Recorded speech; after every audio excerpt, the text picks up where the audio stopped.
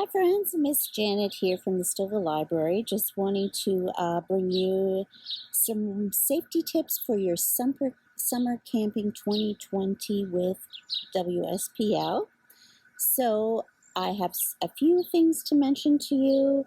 The first of all is that if you're going camping, you have to choose your shelter and your site carefully. So if you're going to be camping in a tent and all of the campsites are rocky, then you need to know how you're going to put up your tent safely, because you wouldn't be able to put your pegs into the rocks.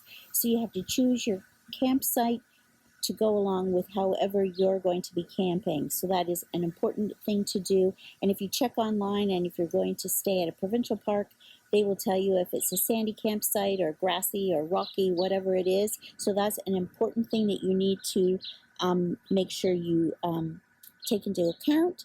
The other thing is to stay up to date on your weather forecast, because if rainy weather is forecast, then you need to bring along the proper things like a tarps and ropes and your umbrella and your rain boots, and just so that you're prepared for whatever the weather forecast is for when you are going to be camping. Another important thing is to pack and store your food safely. So a good idea is, if when you're camping, is that you're going to bring along, obviously you're going to, or maybe not obviously, but potentially you're going to be keeping your food in some sort of a cooler. So a good thing to do would be to have your water or your food all safely stored in watertight containers. So just make sure you have different sizes, because you might have leftovers or whatever you're bringing. Bring it in a waterproof container, so that when you put it in there, because there's going to be ice and the ice melts, and then there's water, you want to make sure that everything is in a waterproof container, and make sure that all your containers are going to fit easily into the cooler that you have.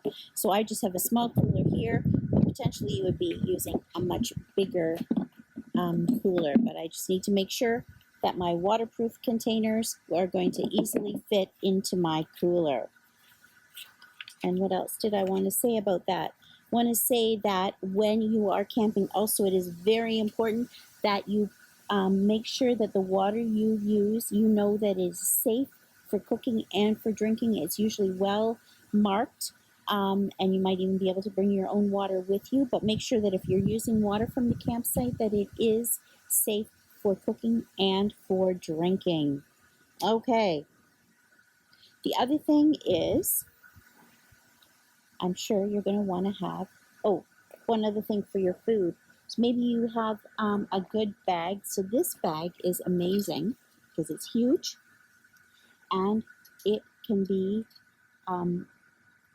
safe from the rain as well as from animals. So this is a good thing also to have if you have dry things that don't need to go in a cooler, that don't need to be kept cold, that they could go into a bag such as this, and you could even hang it in a tree. Otherwise, probably you're going to want to keep your coolers in your car so that no animals can get in. So a good bag is also a handy thing to have.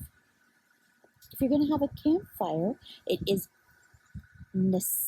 necessary that you make sure that your fire is not going to be too big. So you need to keep it small, relatively small. You have an area already on your campsite that is especially for a fire, so keep your fire small.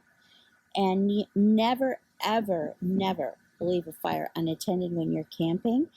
You always need to have a water bucket. So here I have my water bucket. It would be full of water. It would be right at the fire pit, just in case, because if it's going to get out of control, you need to douse it with water right away. But also, if you're going to bed or if you're leaving your campsite, you need to put out any embers, douse them with water. So always have a water bucket right by your campfire, because that is necessary. It's a good idea also, when you're camping, to have something along that will protect you from insects. So some kind of insect spray that you can use, so that when you're camping, you're not going to get bitten and get an infection from some kind of a bug bite.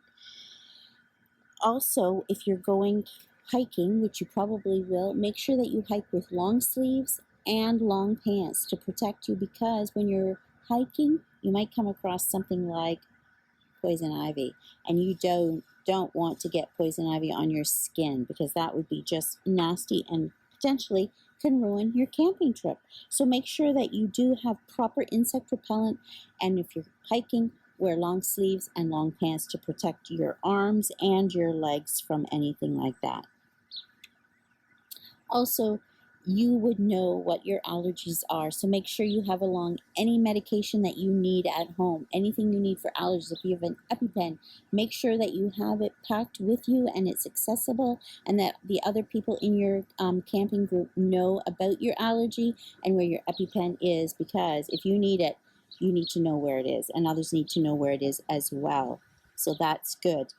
Okay, another thing you need to always, always, always remember is to bring along any protection for your skin from the sun. So here I have SPF 50. So that's if you're very sensitive to the sun, that is a good one to have. Or if you're not quite so sensitive, maybe a 15 would be adequate. But whatever it is that you need, please make sure you've packed it and you've taken it along.